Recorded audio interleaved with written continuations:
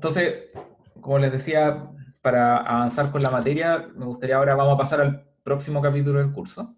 Es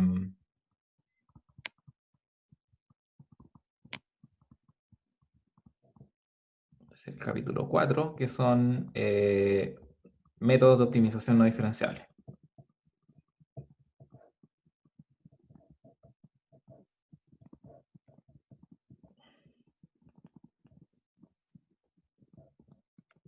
Entonces, si ustedes recuerdan en la tarea, ustedes trabajaron el método del gradiente para funciones convexas diferenciables.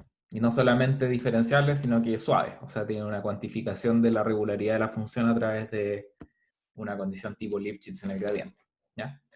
Pero gran parte de lo que hemos hablado en el curso justamente es introducir la noción de subdiferencial, de considerar funciones que no son diferenciables, pero que sí son convexas. Y la pregunta es cómo uno resuelve problemas de ese tipo. Entonces vamos a mirar problemas P de minimización de una función f de ese tipo. Entonces, y vamos a hacer los siguientes supuestos. A todo esto acabo de subir una versión actualizada de los apuntes con este capítulo, ¿ya? Por si quieren verlo al mismo tiempo.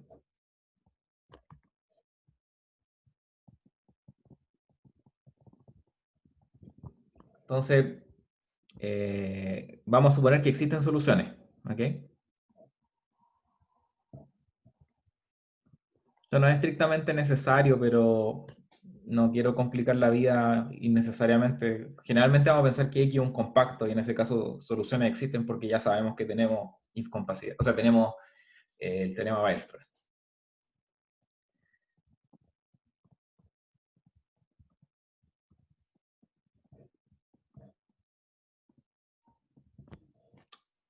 Ya. Y con respecto a la función f, vamos a suponer que f está en gamma 0, al menos. Y x está contenido en el dominio del subdiferencial de f. ¿Ya? O sea, ¿y por qué este último supuesto quizás como el más fuerte? ¿Por qué estoy haciendo esto? Es porque quiero considerar métodos basados en subgradientes. O sea, cada vez que esté en un punto factible, quiero ser capaz de calcular un subgradiente y para eso necesito que en todo el dominio de X los subgradientes estén bien definidos, para decir que la función que el subdiferencial es no vacío.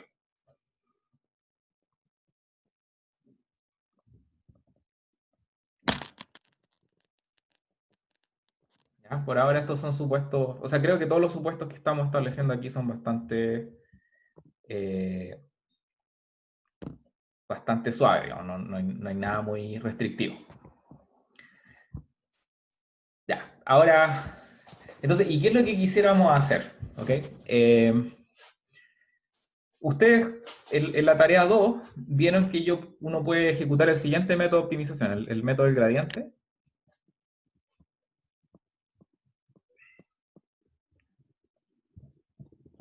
Que uno itera algo de este estilo. ¿Cierto?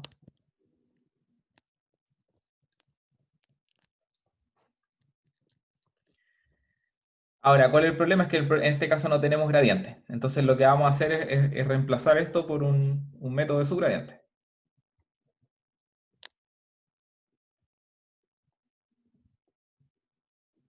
¿Ya? Entonces lo que vamos a hacer en cambio es pensar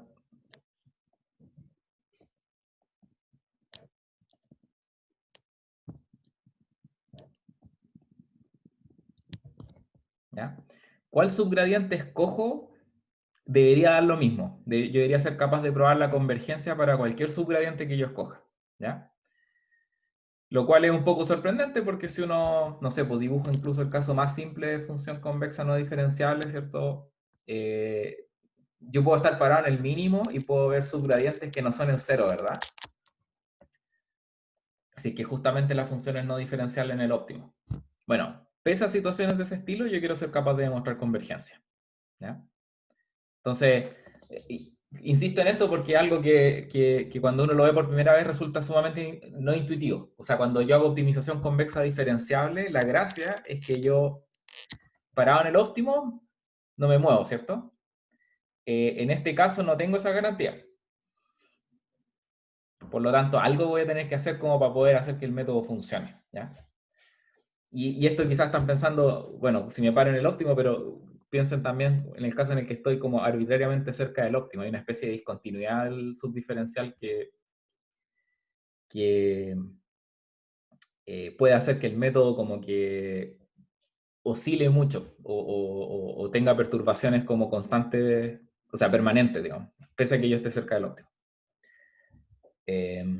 Entonces, como ven, este algoritmo, así como está descrito, es un poquito difícil de analizar.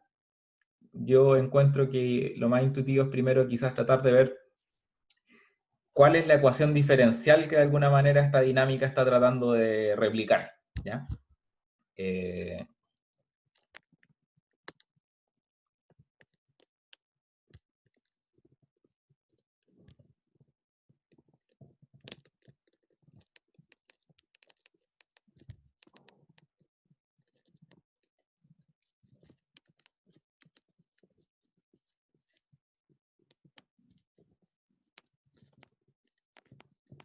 Entonces, con eso quiero decir que, de hecho, esto no es una ecuación diferencial, esto es lo que se llama una inclusión diferencial, que es más general, pero opera de una manera similar. Entonces, yo me defino una dinámica que me hace evolucionar un estado X en el tiempo a través de una cierta inclusión. Quiero decir, por ejemplo, que X punto pertenece al subdiferencial de X en T, y tengo una cierta condición inicial. X0 es algún punto que yo me estoy dando en el espacio. ¿Ya? Si hubiera una igualdad aquí, tendría una ecuación diferencial, ¿cierto? Pero como hablamos de que el subdiferencial puede ser multivaluado en general, no puedo hacer ese supuesto, tengo que mantener esa condición de pertenencia. ¿Ya?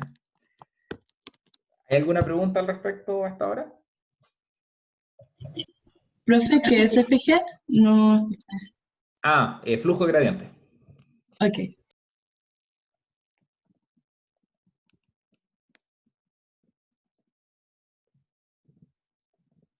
Sí. O de subgradiente, en este caso. Ya, ok.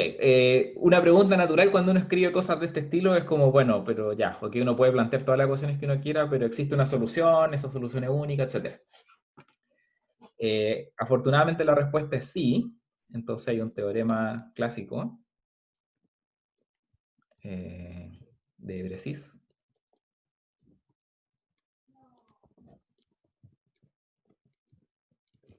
que dice que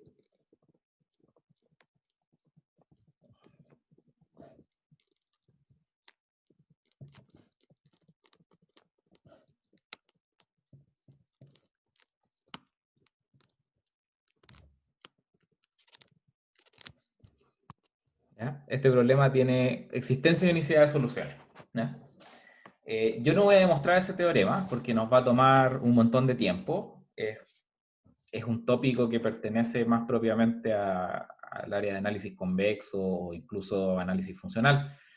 El teorema de Bressis, de hecho, no está formulado para dinámicas mucho más generales, donde aquí no es solamente consideramos como un subdiferencial, pero uno puede considerar cualquier operador monótono maximal A, ya como los que hablamos en el capítulo anterior.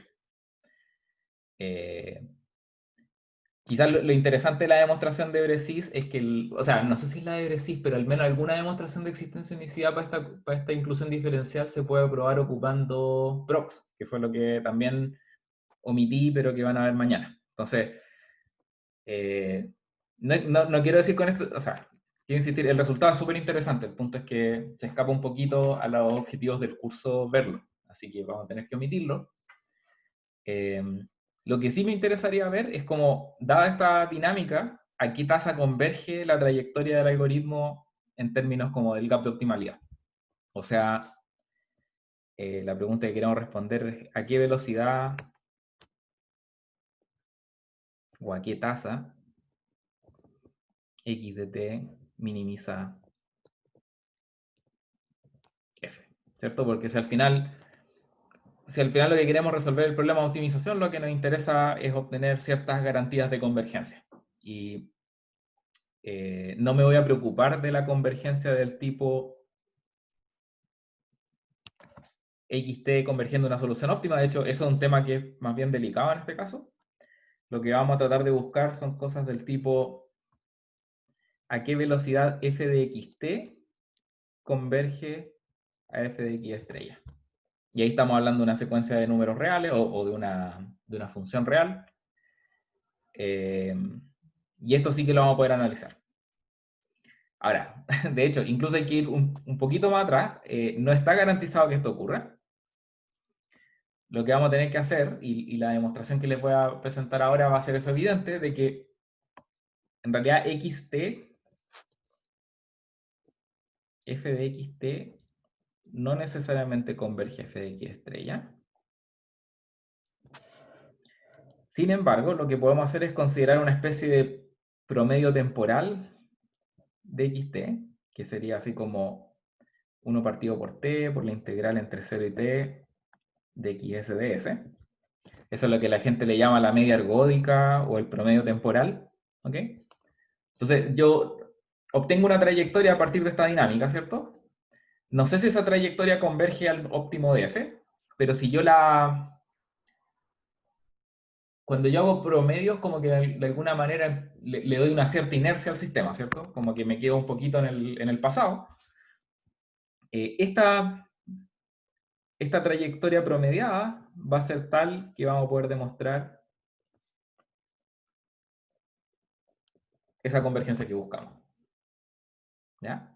Así que para esta trayectoria, que es la trayectoria promediada, vamos a obtener convergencia. ¿Ya? Y todas estas dificultades surgen justamente porque estamos en el caso no diferencial. Si ustedes se acuerdan, cuando ustedes hicieron la tarea 2, en el caso diferencial, ustedes podían probar perfectamente una convergencia de este estilo. De hecho, ni siquiera para la ecuación diferencial, lo hacían directamente para la discretización. ¿Ya? Pero esas son las complejidades que van surgiendo en el caso no diferencial. Así que ahora lo que voy a hacer es demostrar ese resultado. Entonces,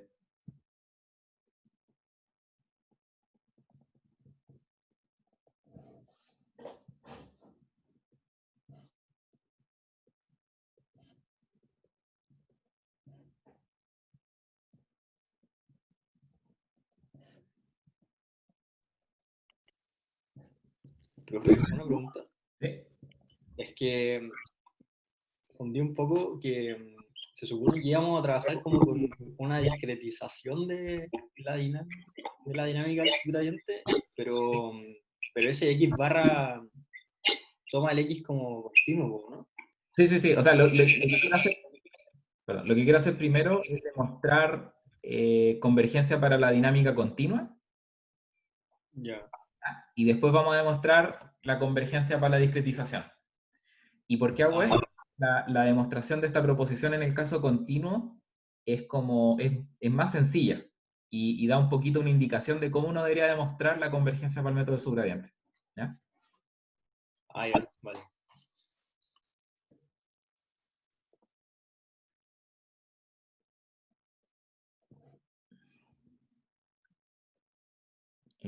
X barra de t. Bueno, y eso implica también que la forma de la promediación temporal, o del promedio temporal que estamos tomando acá va a tener que cambiar en el caso discretizado, pero eso es como natural, ¿cierto? Satisface.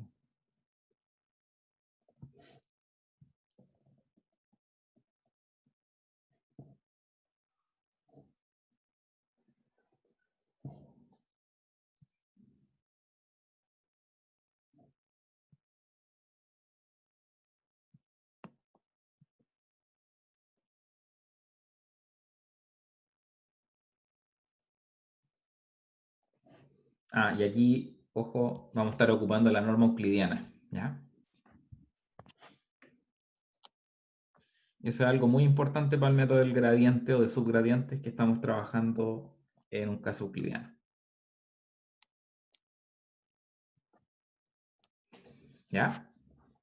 ¿Hay preguntas con respecto al enunciado?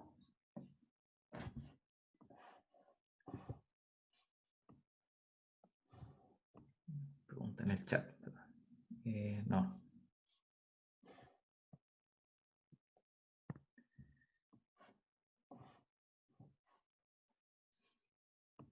Ya, entonces, eso, vamos a probar convergencia en el sentido del valor de la función para el promedio temporal o la media ergódica.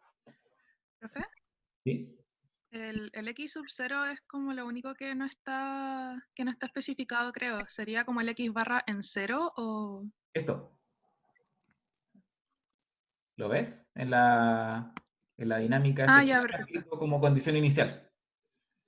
Ya, gracias. Ujú. Ya. Para demostrar esta convergencia, y esto es un truco, una técnica estándar de ecuaciones diferenciales, uno construye un funcional de Lyapunov. ¿Ok? Un funcional de Lyapunov es una función que en el fondo mide una especie de energía en el espacio. Vamos a mostrar que esa energía decrece en el tiempo y que eso tiene como consecuencia la convergencia del método. ¿Ya? Es un truco y es bien sencillo. ¿Ok? Por ahora no importan mucho los nombres. Entonces,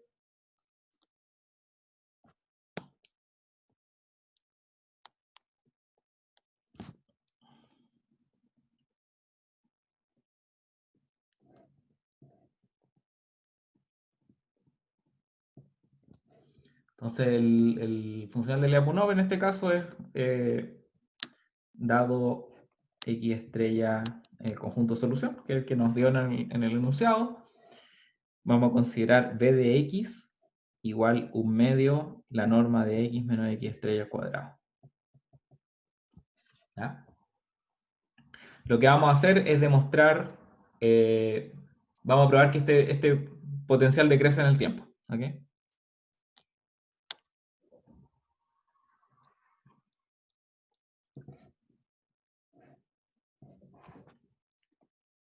Es no creciente. En t. O sea, perdón, b de x t es no creciente. Eso es lo que quiero decir.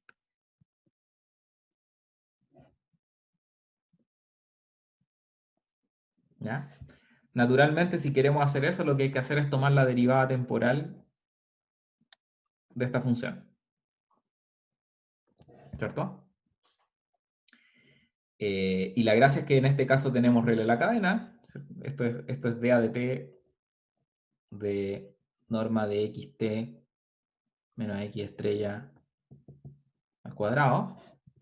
Y eso me va a dar... Ah, y 1/2. Me falta el 1/2. La derivada de la norma, acuérdense que es la identidad, así que me va a quedar xt menos x, punto la derivada interna, y la derivada interna es la derivada de x en t, que es x punto.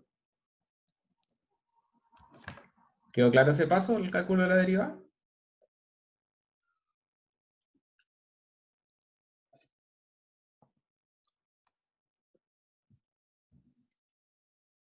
Ya, si quedó claro, bueno, entonces ahora tenemos, ese corchete corresponde a la derivada temporal de b, y lo que tenemos que ocupar es la condición de la dinámica, ¿cierto? Que es x punto es un menos subdiferencial, pertenece a menos subdiferencial de f.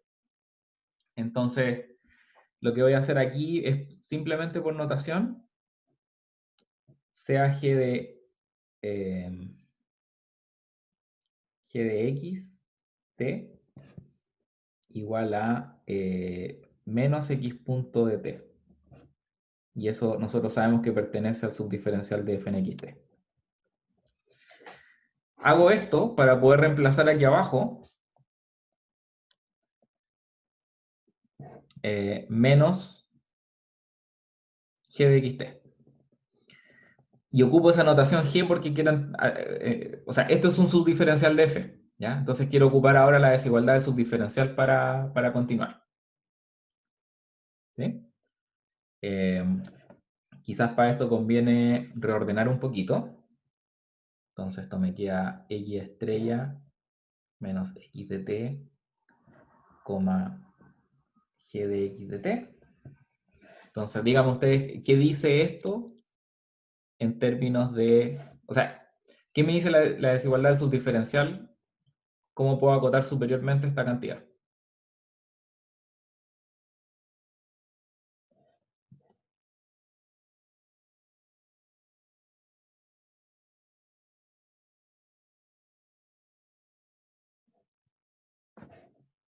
Estoy pensando en algo de este estilo. F de xt más g de xt, coma x estrella menos x de t. Eso es una aproximación de Taylor de primer orden en torno al punto xt, ¿cierto? Pucha, esta cuestión me está fallando. Ahí. ¿Están de acuerdo? Entonces, estoy apoyado en el punto x de t y estoy comparando el valor de la función con respecto al x estrella. Esto es menor o igual que f de x estrella, ¿cierto?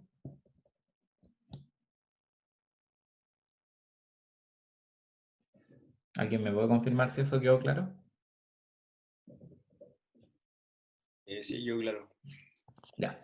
Entonces, justamente, la gracia de estos funcionales de Lyapunov uno los construye para que, en el fondo, den lo que uno quiere que dé, digamos. Entonces, la consecuencia de esta forma del funcional me da derecho a usar la desigualdad de convexidad para obtener aquí f de x estrella menos f de x t.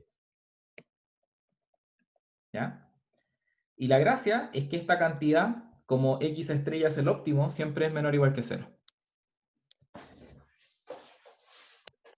Profe, Sí. cuando le sumo f de x t, eso, o sea, y lo acotó por arriba, ¿eso lo puedo hacer por qué?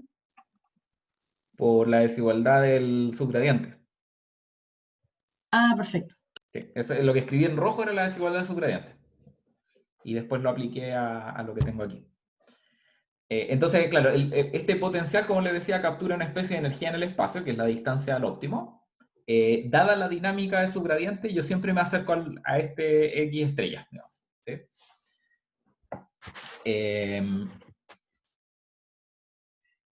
Ok, así que esta energía decrece en el tiempo, eso se ve promisorio.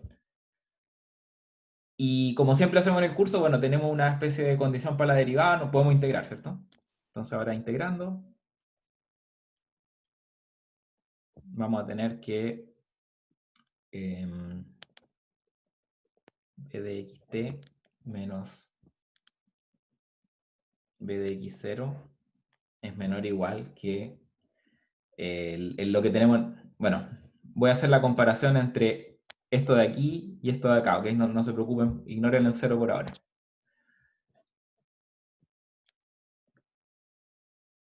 Me va a quedar la integral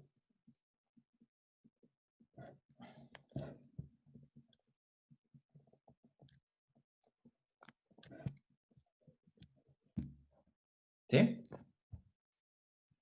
Ahora, claro, fíjense algo. Pues, entonces, yo quisiera demostrar, de hecho, ahora voy a dar vuelta a ambos términos. Entonces, lo que tengo es que la integral entre 0 y t de f de xt menos f de x estrella de t es menor o igual que b de x0, que es la condición inicial, menos b de xt.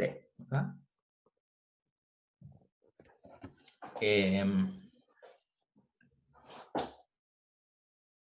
Eso no me dice que xt sea necesariamente chico, que esté cerca del x estrella, ¿verdad?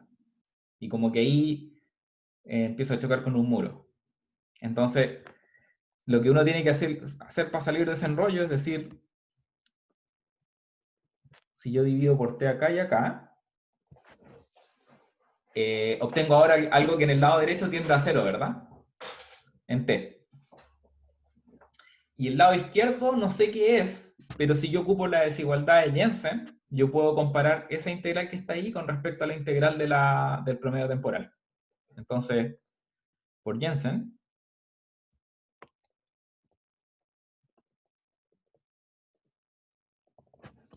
vamos a tener que f de x barra de t, que es igual a f de 1 partido por t por la integral de 0 a t de x ds ds. Jensen nosotros lo ocupamos siempre para combinaciones convexas, pero acuérdense que también funciona para integrales. Eso es parte del curso de integración.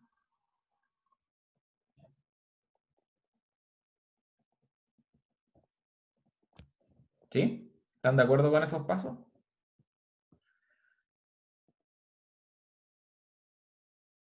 O sea, se puede hacer con medida Lebesgue, digamos, pero también pueden pensar lo que si esto es una integral de Riemann, claramente puedo discretizarla y ocupar la desigualdad de convexidad en la discretización.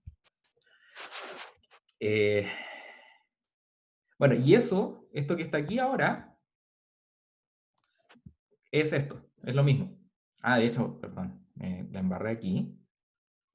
Debería haber puesto una variable moda para la integración acá.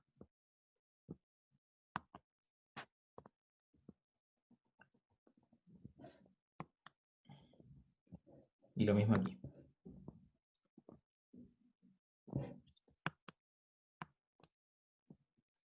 Me estaba repitiendo el límite de integración con la variable.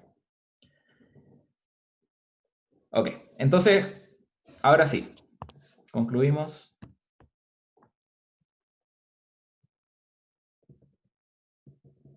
Que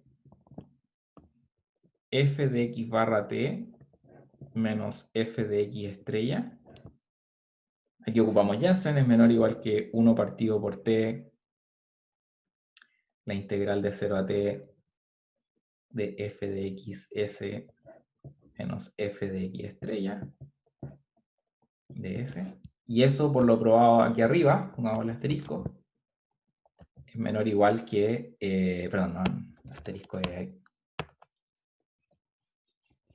aquí, es b de x0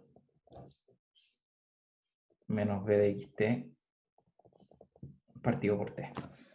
Y puedo ignorar ese término de menos bxt porque yo sé que el potencial de Lyapunov como una norma al cuadrado es no negativo. Así que simplemente vamos a dejar eso.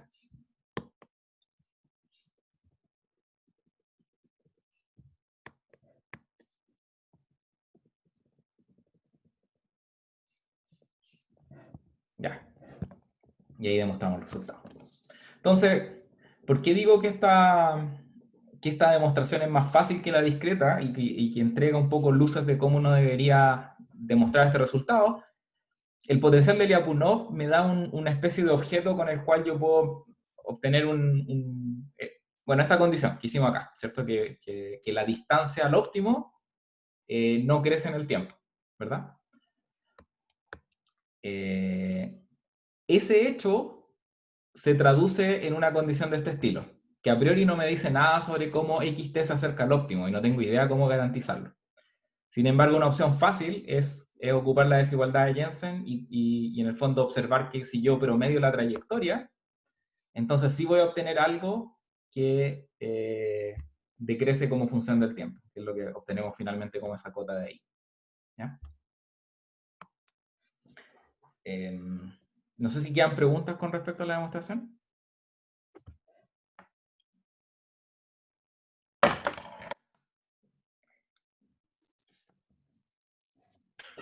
Profe, ahí al final puso un 1 partido en 2t. ¿Era un 2? O sea, el 1 medio viene de aquí, de la definición. ¿Sí? Sí. Y el t, el 1 partido por t, viene de acá.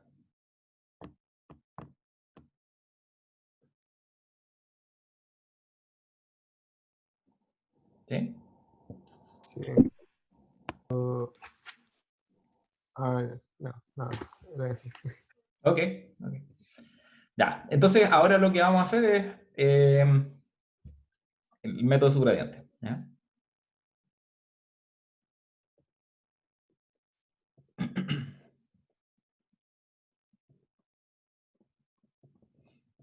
Y nos gustaría interpretar este método de subgradiente como una discretización de la dinámica que acabamos de analizar.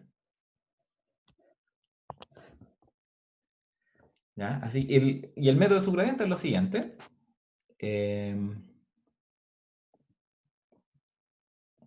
pseudocódigo me diría, bueno, parto de un x0, ¿cierto? Me define una serie de pasos que los puedo calcular sobre el vuelo, no sé. En este caso los podemos pensar como dados a priori. Y me doy un cierto número de iteraciones T mayúscula. ¿Ya?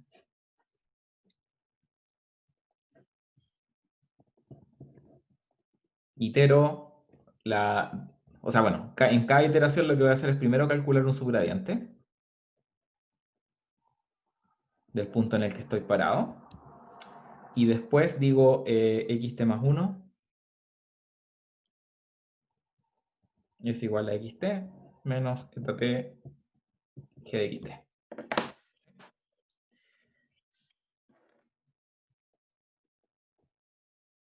Cierro.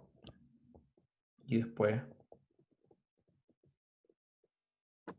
finalmente entregamos el promedio temporal. Que en este caso, fíjense que hay un tema, los pasos, en los eta t, uno siempre tiene que interpretarlos como delta t, ¿ok? Eso es como la variación temporal que hago. Entonces, si yo arriba estaba integrando simplemente, bueno, ahora tengo peso, así que lo que tengo que hacer es el promedio temporal de la trayectoria va a ser el promedio dado por esos pasos temporales que estoy haciendo.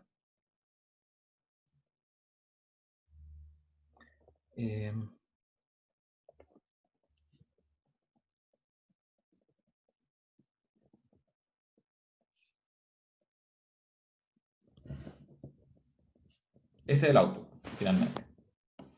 ¿Ya? Es un promedio, pero es un promedio ponderado por los pasos que utilicé.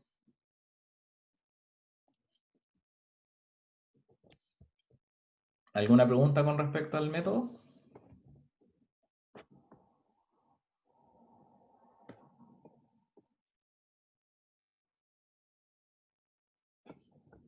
A todo esto, el método de subgradiente fue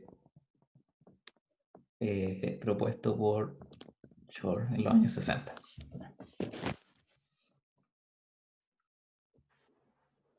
Ahora, lo que vamos a hacer entonces ahora es como demostrar una especie de análogo de esta proposición que tenemos acá. De hecho, ni siquiera voy a hacer eso, vamos a hacer solo esta primera parte de la demostración, la que les estoy mostrando acá. Vamos a hacer un análogo de eso, pero sin la ecuación diferencial, sino que con una especie de recursión discreta. ¿Ya?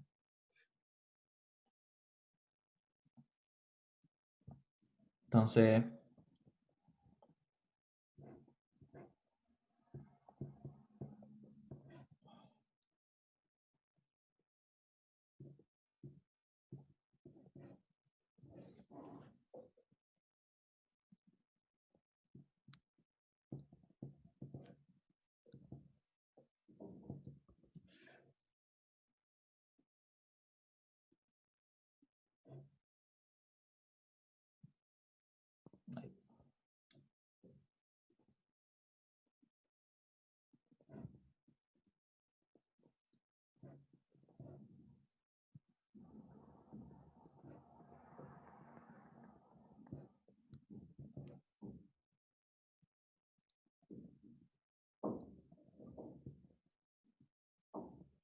ya, eso es el lema.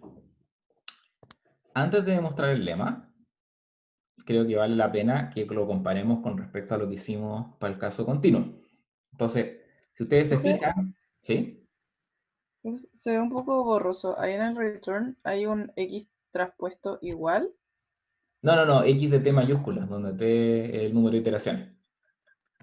Ah, ya, pero ¿es una resta o un igual? Es un igual. Un igual.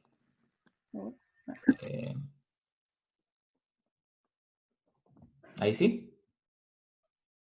Y voy a escribir mejor esto de otra forma. Y ahí está 1 dividido en la suma de las iteraciones, o sea, la suma de los Sí. NT. Sí, pero ahora lo voy a escribir mejor, más grande, con un a la menos 1. ¿Se ve ahí? Sí, sí, gracias. Ya. Entonces, como le iba diciendo, si se fijan, el RT cuadrado medios juega el rol como del B de xt que teníamos en el argumento anterior, porque es la distancia al óptimo al cuadrado dividido por 2, ¿cierto? Lo que nosotros probábamos para ese potencial era que, o sea, para este funcional de Lyapunov, era que la derivada temporal de esta función está acotada por arriba por este término. F en el óptimo menos f en el punto en el que estoy, ¿cierto? Bueno, si ustedes se fijan acá abajo, tenemos exactamente lo mismo, f en el óptimo menos el punto en el que estoy, más un cierto término. Y ese cierto término es un término de error de discretización, esencialmente. ¿Ya?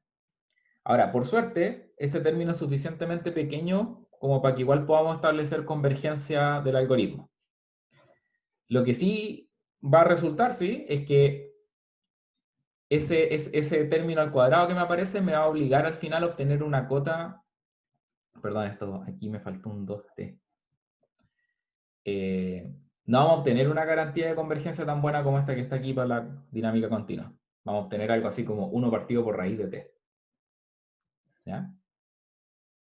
Y eso va a ser justamente producto de este término adicional que me aparece acá. ¿Ya? Pero sí lo que me gustaría enfatizar es que, de alguna manera, este lema es una réplica de lo que estamos haciendo con la ecuación diferencial más arriba.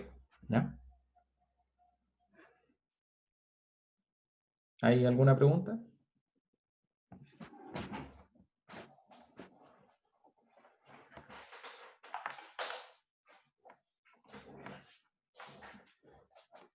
¿No?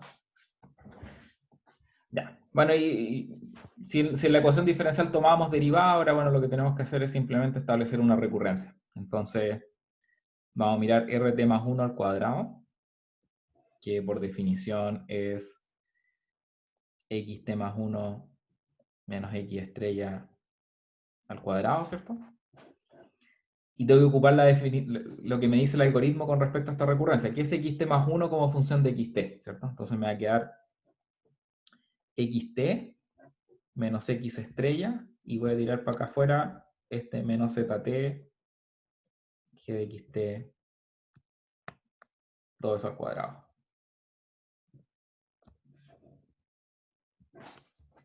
¿Ya?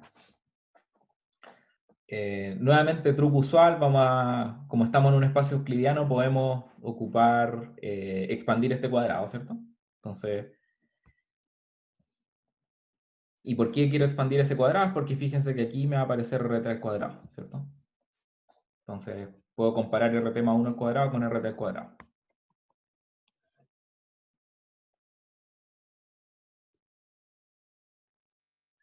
Tengo eso. Tengo un producto interno aquí, 2 veces xt menos x estrella, coma eta t g de xt. Y aquí tengo un más eta t cuadrado norma de g xt al cuadrado. Entonces, si se fijan, por ejemplo, ya este término... Ya este término de aquí se identifica con ese que está ahí arriba, ¿cierto?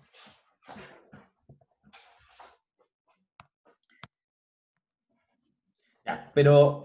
Y este de acá, por otra parte, se identifica con RT cuadrado. Entonces me queda esto, me queda menos 2 eta t g de xt, coma x estrella menos xt. Voy a ponerlo con un más eta t cuadrado norma de g xt al cuadrado. Entonces, pregunta para ustedes, acordémonos de lo que hicimos en la demostración anterior. ¿Qué nos falta hacer aquí para obtener la conclusión del lema? O sea, la desigualdad subgradiente. Ocupar la desigualdad subgradiente para este tipo, ¿cierto? ¿Qué me dice eso? Me dice que esto es RT cuadrado más 2 veces eta t, factor de... Bueno, lo que me quedaba, acuérdense que esto A ver, todas estas demostraciones, eso no lo dije antes, pero la gracia es que de alguna manera yo obtengo una cota superior en términos del valor óptimo de la función. Si yo no tuviera alguna manera de acotar el óptimo, no tengo ninguna manera de probar convergencia. ¿Ok? Entonces, este paso de aquí que estamos haciendo es clave. ¿Ya? Y eso no solamente para el método de subgradiente, para todos los métodos de optimización. Si yo no soy capaz de probar una cota superior en el óptimo, a través de lo que estoy haciendo con mi algoritmo, no tengo ni una esperanza de probar convergencia.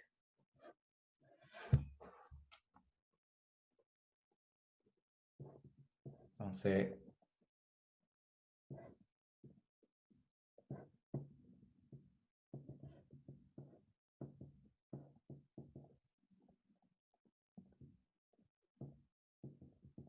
excelente. Sí. Entonces, eso me gustaría que identificáramos. Entonces, tenemos esta dinámica continua, la discretizamos, ¿cierto? Hicimos un análogo de esa demostración continua en el caso discreto, y el paso clave de esta demostración es ese paso en el cual yo obtengo finalmente una cota superior, o sea, una cota que depende del valor óptimo de la función. ¿Ya? Ya. No sé si quedan preguntas al respecto.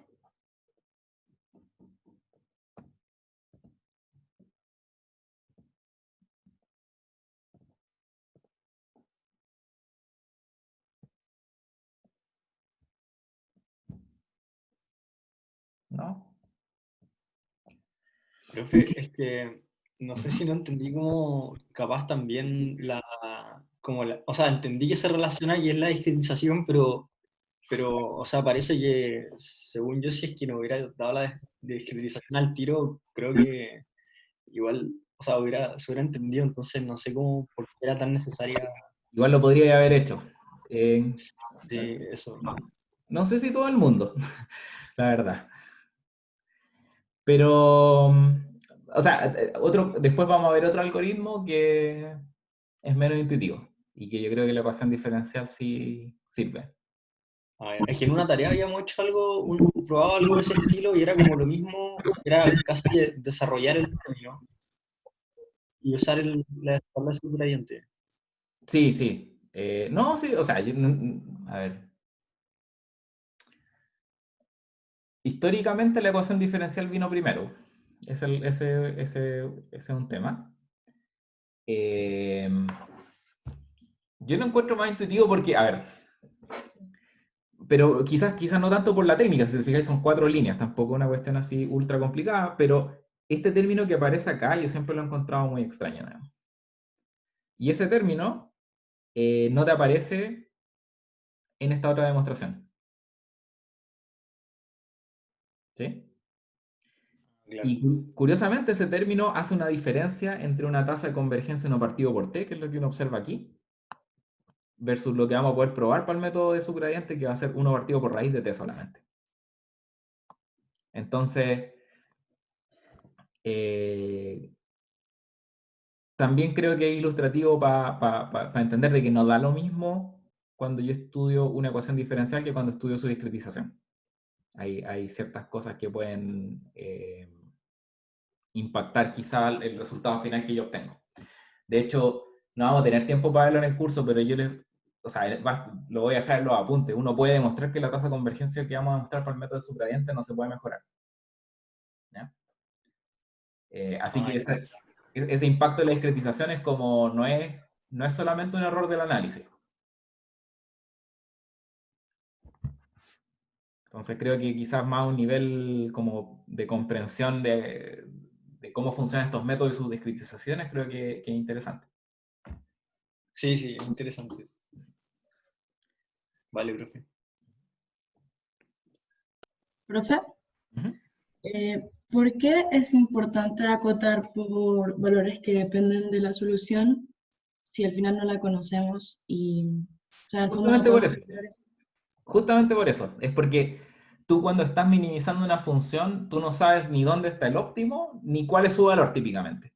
Entonces, y esta es la gracia, o sea, cuando yo hago un método de subgradiente, yo me paro en un punto, calculo un subgradiente y me muevo, ¿cierto? Y después me voy a otro punto, calculo un subgradiente y me muevo. Otro punto, así, ¿cierto? la idea de esta demostración, de alguna manera, está incorporando todas estas piezas de información que yo voy recolectando en el camino para decirme, mira, fíjate que por convexidad tu valor óptimo tiene que estar acá arriba. ¿No? Todas estas partes lineales que vienen por los subgradientes me acotan el valor óptimo de la función. Así que f estrella no puede estar más abajo de este nivel. ¿Cachai? Si yo no soy capaz de demostrar eso a partir de la información que yo voy recolectando a medida que avanzo, no tengo ninguna manera de decir qué tan cerca estoy del óptimo. Ok, perfecto, gracias. En el caso de la demostración de optimización convexa suave, ustedes tenían más información, tenían estos subgradientes, gradientes de hecho, y tenían cosas que eran como cuadráticas. Entonces tenían cotas por arriba también.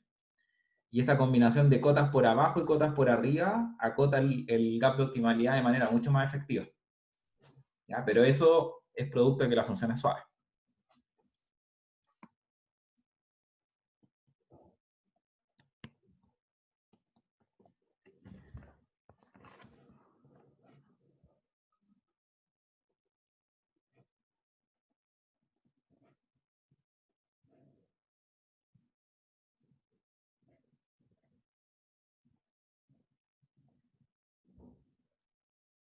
Y, profe, y también cuando la función en Lipschitz puede acotar el g de xt por un L máximo, así, ¿o no? Correcto, correcto. Eso lo vamos a hacer después de probar este teorema, que primero lo voy a probar para el caso general, y después vamos a ver que en el caso Lipschitz uno tiene cotas más precisas, digamos, justamente.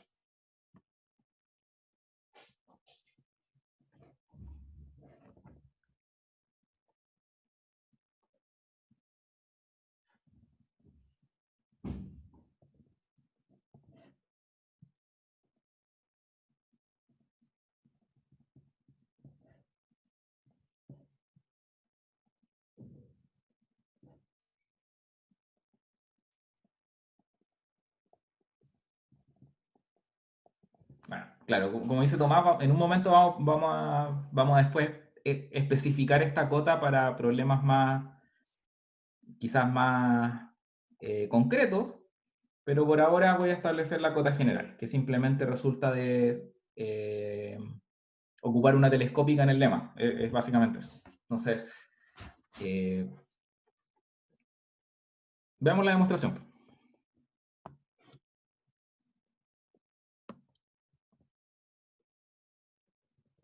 Entonces, lo primero que vamos a hacer es, al igual que lo hicimos en la demostración del caso continuo, vamos a ocupar Jensen. Entonces, por Jensen, vamos a decir que f de x barra menos f de x estrella es menor o igual que la sumatoria de t igual 1, o sea, t igual 0 a t menos 1, de 1 partido por sumatoria de eta s es igual 0 a t menos 1, por eta t, factor de f de x s, no, f de x t, perdón, menos f de x estrella. Ya. Y ahora, cotas sobre este objeto las tenemos por el lema anterior, ¿cierto?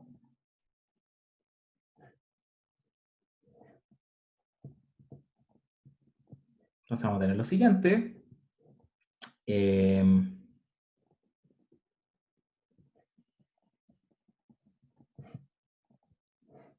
Vamos a tener lo mismo de antes, entonces 1 partido por la sumatoria de los eta. Profe iba a un n sub t, ¿o no? Puso como n sub s. O lo hizo con querer. Aquí. Ah. Ya, sí, es que antes no había cachado que había otro sumatorio. Sí, mejor dejar esta sumatoria la voy a dejar afuera mejor, y ahí puedo ocupar t chica para todo. Digo porque si no voy a enredar las cosas, así que puedo ocupar t chica aquí, puedo ocupar t chica afuera. Ya, pues, y ocupando el lema, entonces el lema me dice que f de xt menos f de x estrella por eta t me da un medio, ¿cierto? rt cuadrado menos rt más 1 al cuadrado. y me aparece este otro término. Sí, me aparece este término eta t cuadrado, norma de g x t al cuadrado.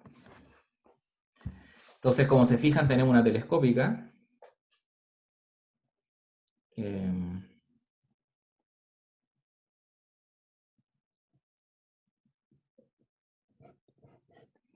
Entonces nos queda un medio, R0 al cuadrado menos RT mayúscula al cuadrado, más la sumatoria de los eta t cuadrado, norma de g de xt al cuadrado. T igual 0 a t menos 1. Y eso es básicamente lo que queríamos demostrar, porque simplemente esto me lo puedo echar al bolsillo. Esto es menor o igual que 0. ¿Verdad? Eso.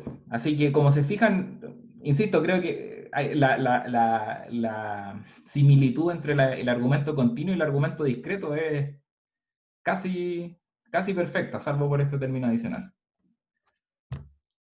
Ahora, este término adicional nos va a costar. Eso es lo que quiero insistir ahora. Entonces, bueno, nosotros ya vimos las definiciones de clases de funciones. Entonces, recordemos, quizá aquí voy a poner como consecuencias.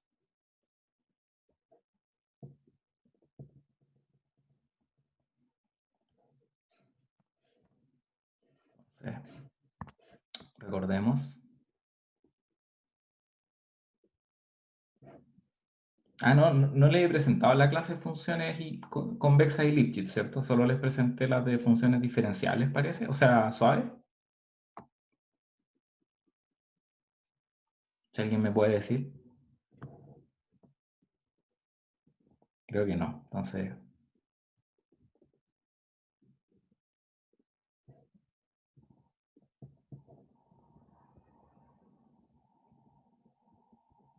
sí, me acuerdo que no, porque... ahí les voy a decir.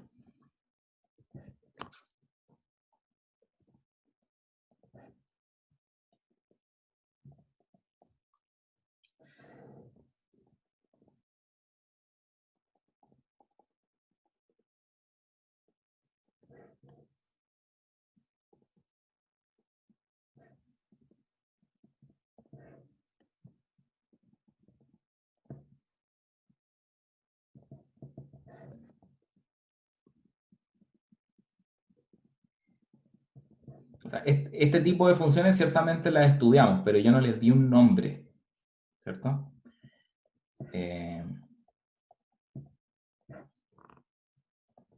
Lo que hicimos fue definir las funciones convexas suaves, donde aquí yo le ponía un 1 en vez de un 0, ¿cierto?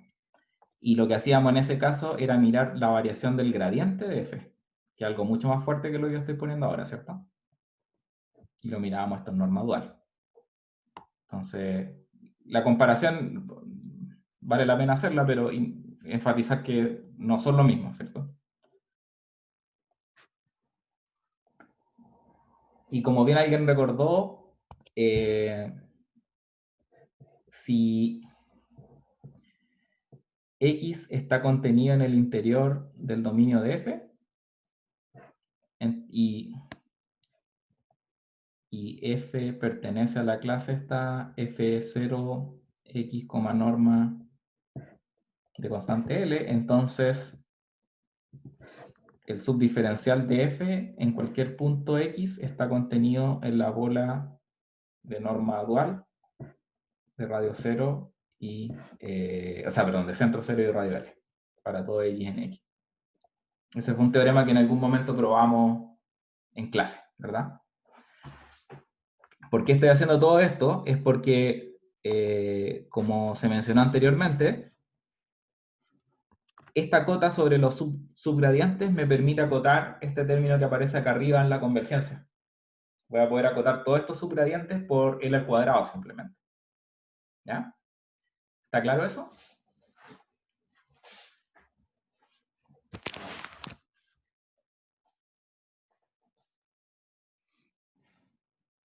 ¿No?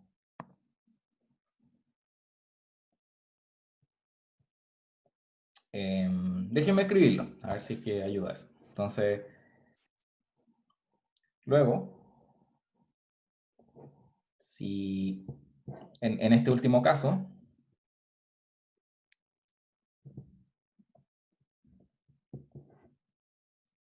entonces la convergencia del método de subgradiente satisface,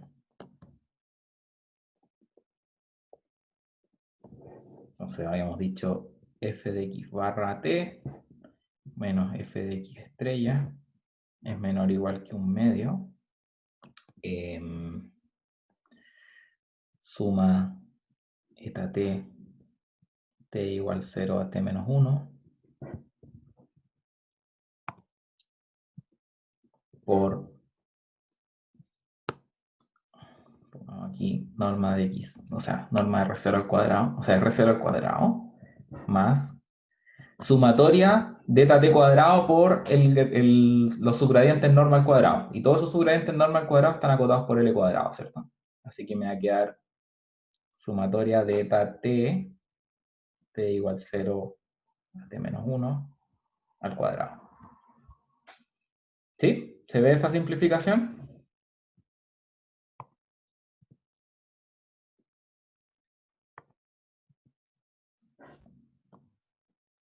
¿No? Sí. Sí, ya. Y claro, o sea, justamente, entonces, a priori, cuando yo escribo este teorema en general y no tengo ningún control sobre los subgradientes, no sé qué decir sobre la convergencia de este algoritmo, ¿cierto? Pero si tenemos esta cota uniforme de L, bueno, ahora tenemos algo más, fíjense que ahora yo lo único que tengo que hacer es jugar con los etas, jugar con los pasos para poder ser capaz de demostrar algún tipo de convergencia. ¿Qué es lo más sencillo que puedo hacer?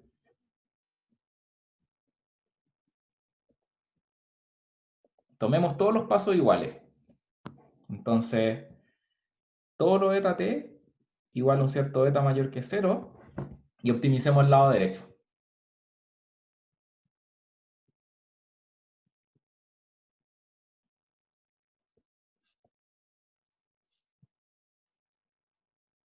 Entonces, ¿qué pasa? Eso me va a decir que f de x barra t menos f de x estrella es menor o igual que 1 partido por 2 eta t, ¿verdad?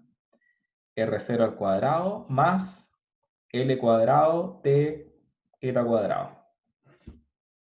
Se simplifica bastante, ¿cierto?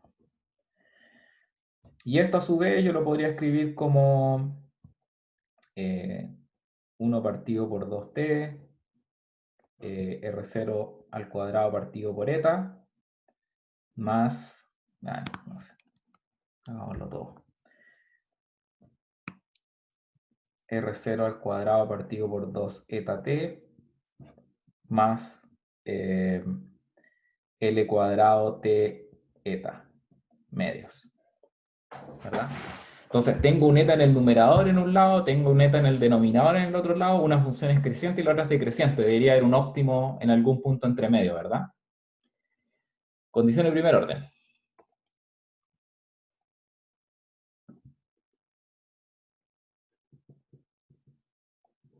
¿Qué me dicen? Me van a decir que menos R0 al cuadrado partido por 2t eta cuadrado más L cuadrado t medios tiene que ser igual a 0, ¿cierto? Bueno, despejando, me va a decir que eta cuadrado tiene que ser igual a L cuadrado t partido por 2, y después al otro lado tengo un 2. ¿Qué estoy diciendo? Ah, no, perdón. Este t de aquí no aparece. Ahí sí. El t del numerador que me aparecía en este segundo término se cancela con el denominador, si no me iba a dar algo gigante. Ahí sí, L cuadrado medio.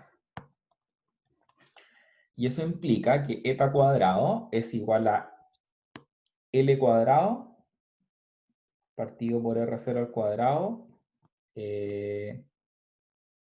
por T. ¿Estoy bien? No, estoy mal. Ese t tiene que ir en el denominador. Estoy haciendo todo mal, perdón.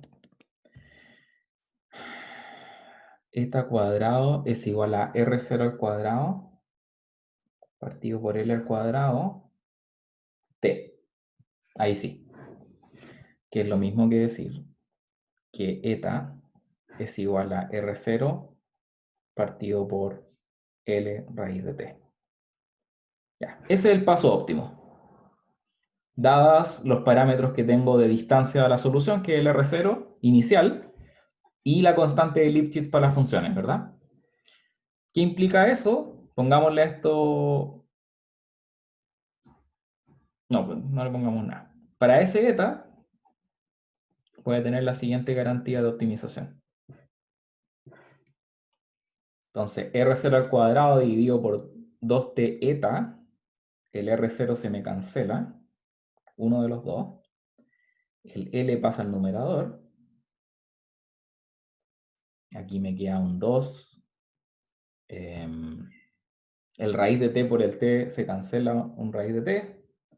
Y al otro lado me queda exactamente lo mismo. LR0 partido por 2 raíz de t. Así que finalmente lo que me queda acá es un LR0 partido por raíz de t. Si hice todos los cálculos bien. Sí. Ya, esa es nuestra primera tasa de convergencia para optimización convexa no diferenciable. Si se fijan, es una tasa que es lenta, es 1 partido por raíz de t, no es tan buena como la que habíamos podido probar para la ecuación diferencial, pero es una tasa de convergencia. Y la clase de funciones no diferenciables es bastante grande, entonces en general uno no debería esperar obtener algo tan bueno. ¿Ya? No sé si quedan preguntas. Profe, yo me quedo con una pregunta como un poquito más atrás, que lo que pasa es que al principio, cuando definió el problema P, dijo que era sobre un X cerrado y convexo, pero después cuando definió el método, o sea, cuando Sí, perdón. Sí, fue sí, con sí. la propiedad del método del gradiente, lo hizo como sobre R, pero R no es cerrado en R extendido, entonces No no sé si... hay varias cosas, perdón. Este método de subgradiente que escribí aquí es un método de subgradiente irrestricto. Entonces no voy a considerar por ahora, se me olvidó decirlo, perdón. O sea, con eso quiero decir que X es igual al espacio completo. ¿Ya? Y eso es importante porque fíjense que lo que estoy haciendo aquí es simplemente seguir subgradiente y seguirlo. No, en ningún caso estoy proyectando o garantizando ningún tipo de factibilidad, ¿verdad? Claro. Sí, así que eso es una cosa importante. Ahora, después tú mencionaste otra cosa sobre los reales extendidos. No sé a qué te refieres ahí. Es que cuando definió el método, o sea, dio un teorema un poco más abajo, ahí, que dice que si f va de E a R, es convexa y todo, pero R no es cerrado en R extendido, entonces no sé si la función debería tener un recorrido R o R extendido. En este caso... O sea, es que a ver, pero sí. Ok. Habiendo dicho este punto de que para este algoritmo X tiene que ser el espacio completo, fíjate que yo hice otro supuesto más abajo que dice que el conjunto X tiene que estar contenido en el dominio de F. Acá. ¿Verdad? Sí, Y, sí. y eso obliga, en este caso, a que el subdiferencial esté definido en todas partes. Y eso va a implicar que la función f tiene que ser real valuada, ¿verdad? Ya, toda la razón, ya entiendo. Así que, claro, dado eso, como que ya estoy poniendo un montón de restricciones. Ahora, esto se puede extender, ¿ok? Ustedes, y quizás lo debería mencionar más abajo, uno le puede agregar un paso de proyección a esto y la convergencia no cambia en nada, digamos. ¿Ya? De la misma forma que creo que ustedes lo hacían en la tarea. La tarea también tenía proyecciones, creo. ¿O no? No, era un problema de regresión, no. No, pero se puede hacer, se puede hacer. Todos estos lemas van a funcionar tal cual. Entonces, quizás eso, bueno, voy a poner aquí algunas observaciones.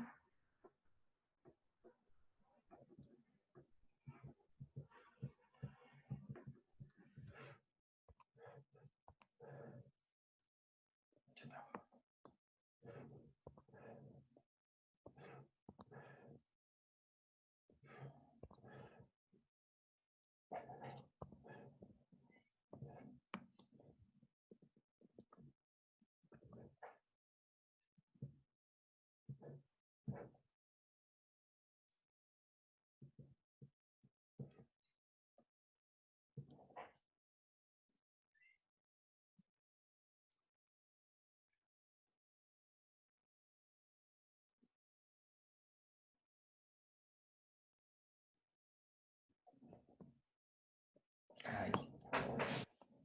Restricciones. Y hay varias formas de hacerlo, pero creo que la más sencilla es decir, por ejemplo, voy a hacer el paso usual del método del gradiente.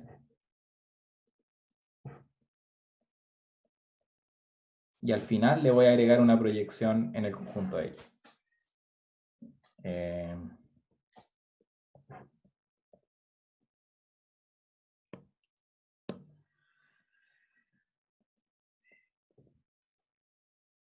¿Sí? No voy a hacer ese análisis porque es básicamente lo mismo que hicimos, ¿ok? Lo pueden encontrar, me imagino, en el libro de Beck. Y vamos a ocupar otras generalizaciones del método subgradiente que creo que son más interesantes, ¿ya? Pero indicar que la demostración es prácticamente igual, ¿ya? ¿Profe? ¿Sí? Solo como pregunta curiosa, ¿en la práctica existen métodos para poder como detectar buenos pasos en cada iteración o algo así?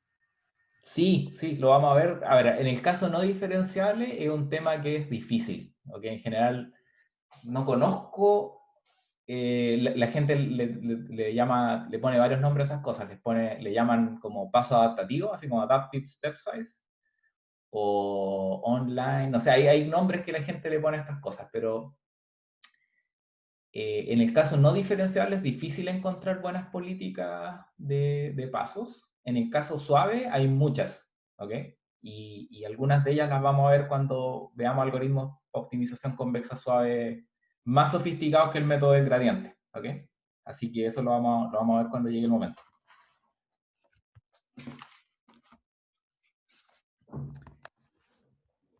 Ya. Otra cosa que quizás vale la pena indicar, que quizá un ejercicio para ustedes, existen políticas de pasos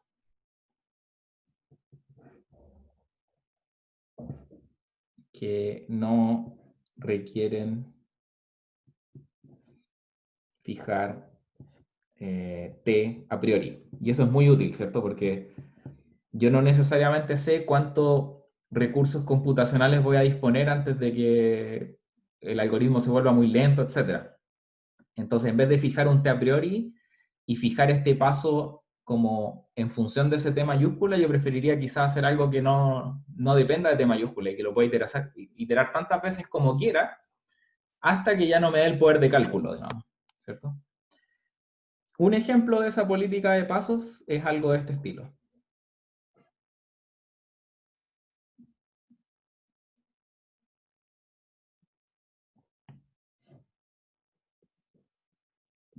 O pongámosle así.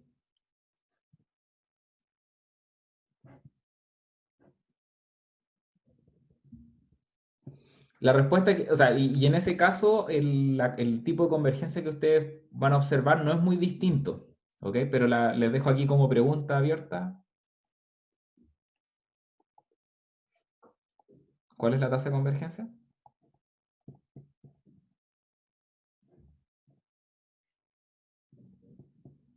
Y ahí pueden entretenerse tratando de demostrar una convergencia para ese tipo de pasos. ¿Ya?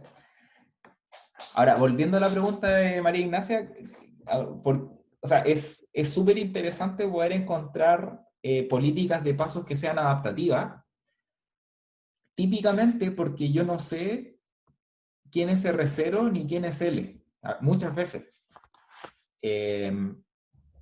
O sea, ¿cómo sé mi distancia al óptimo si no tengo idea de dónde está el óptimo, verdad? Y por otra parte, ¿cómo sé cuál es la constante de Lipschitz? Cuando en muchos casos calcular la constante de Lipschitz de una función convexa es un problema que NP completo. ¿Okay? Ustedes no tienen por qué saber eso, pero yo se los digo. Calcular la constante de Lipschitz de una función convexa no es un problema fácil. ¿Ya?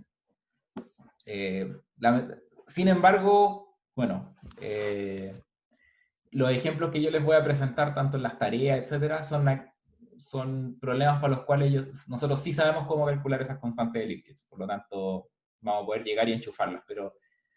Pero sí no está de más como tener en cuenta que eso puede ser un problema en la vida real. ¿Okay?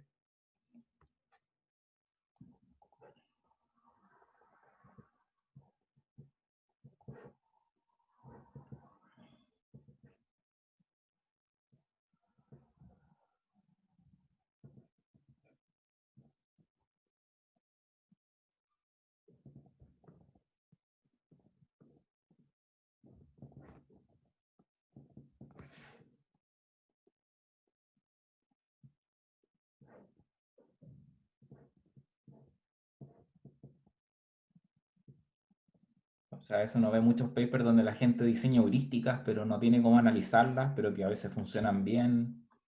En el mundo no diferenciable, el diseño de paso adaptativo es un problema difícil. ¿Okay? En el mundo suave, diferenciable, hay mucho más que explotar. Y vamos a ver por qué. ¿Okay? Eso sí, cuando llegue el momento. Y la motivación del diseño de paso adaptativo es porque yo no sé...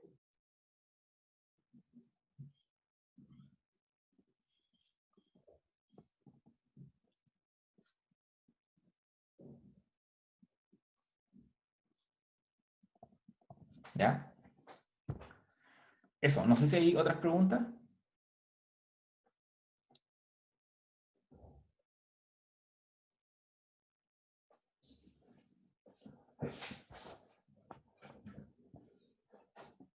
¿No hay más preguntas? Ya. Ahora me gustaría ver otro ejemplo para concluir. O sea, no es un ejemplo del método de subgradiente, pero es una especie de discusión que creo que es importante. Entonces,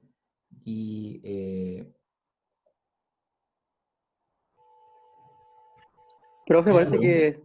que se quedó pegado como el video a harta gente. Ah, chuta. Perdón. Ya. O sea, como se escucha la voz, pero como que el ¿El video en sí video no no se se ve? mueve. A ver, O sea, está como déjenme... pegado y medio... Ah, mira. Déjenme ver si es que se puede... eh,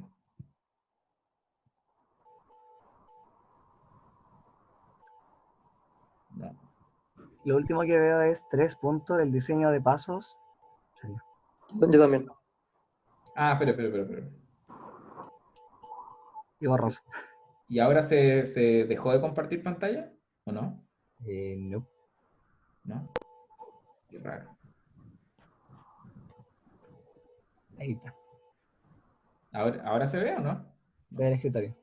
Se ve el escritorio. O muy pixeleado, pero se ve. Muy pixeleado. ¿Todavía se ve muy pixeleado? Sí. Wow. Ya, chuta. Y queda poco tiempo. Entonces, Ahí mejora un Anónimos. poco. Sí, anónimos. ¿eh? O sea, ahora se ¿Pueden alcanza. leer lo último que escribí o no? En la práctica no se sabe sobre R0 ni L. Sí. Ya, súper. Voy a hacer algo muy cortito para cerrar la clase. Veamos un ejemplo. No es que este ejemplo sea interesante como problema de optimización, pero es para ilustrar la dependencia de la constante de Lipschitz. Entonces, sea f de x igual a la norma 1 de x. ¿Ya? Y la pregunta es, ¿cuál es la constante L para f? ¿Ya? Y para esto acuérdense que la elección de L depende de la norma. Entonces, si uno, por ejemplo, toma como norma de referencia la norma 1, acotar la constante Lipschitz para este problema es trivial. Si yo tengo f de x menos f de y, esto es igual a norma de x menos norma de y, ¿cierto? 1. Y yo quiero finalmente acotar esto por la norma de x menos y 1. Por la desigualdad triangular, yo puedo acotar esto así. ¿Sí? Y eso debería ser súper natural. O sea, si yo tengo la norma 1 y estoy tratando de calcular la constante de Lipschitz con respecto a sí misma, la constante de Lipschitz de f con respecto a la norma 1 debería ser igual a 1, ¿cierto? Eso es como lo natural, ¿verdad?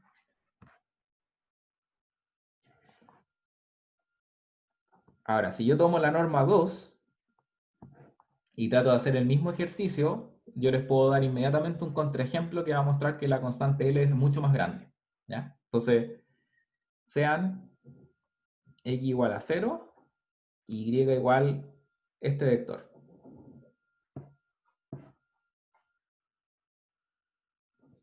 ¿Ya? Y ese vector lo puedo modificar de otras maneras, pero es para que sea un vector unitario, ¿verdad? Entonces, f de x menos f de y, en este caso, es igual a la norma 2 de este vector.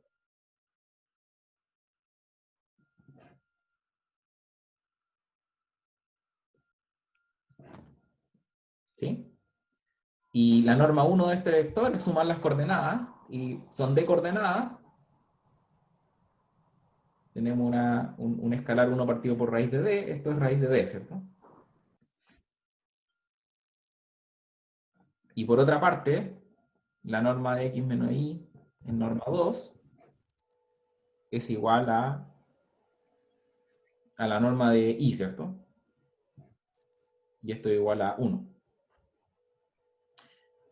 Por lo tanto, si yo quiero buscar una constante L tal que f de x menos f de y, creo que hay un micrófono prendido.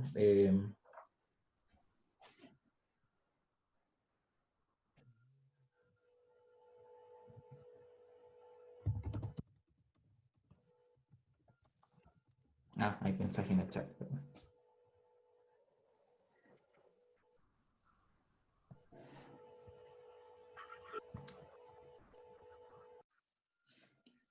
¿Se pegó de nuevo el video? Que pasó un rato donde se escuchaba muy cortado. Perdón. Y ahora se ve borroso. Ahora se ve borroso. Ya, ok. Dejémoslo hasta aquí. Y lo único que quería decir es que es fácil ver que la constante L de esta función f con respecto a la norma 2 tiene que ser mayor o igual que raíz de d. Entonces, fíjese el contraste entre la constante de Lipschitz que obtengo con respecto a la norma 1 versus aquella que obtengo con respecto a la norma 2. Súper grande, pues. Por lo tanto, por más que el método de subgradiente sea fácil de analizar y me dé como tasas de convergencia razonables, puedo estar como engañándome si es que no soy capaz de capturar bien la geometría del problema. Así que eso claramente motiva el diseño de algoritmos no euclidianos.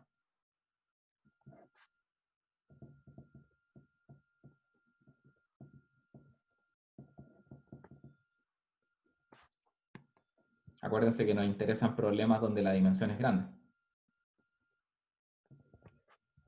¿Ya? Probablemente no están viendo nada de lo que digo y no lo escuchan muy bien, pero voy a subir el PDF a la... Bueno, están los apuntes también, está todo esto escrito en los apuntes. ¿Ya? Eso, voy a terminar la clase ahora.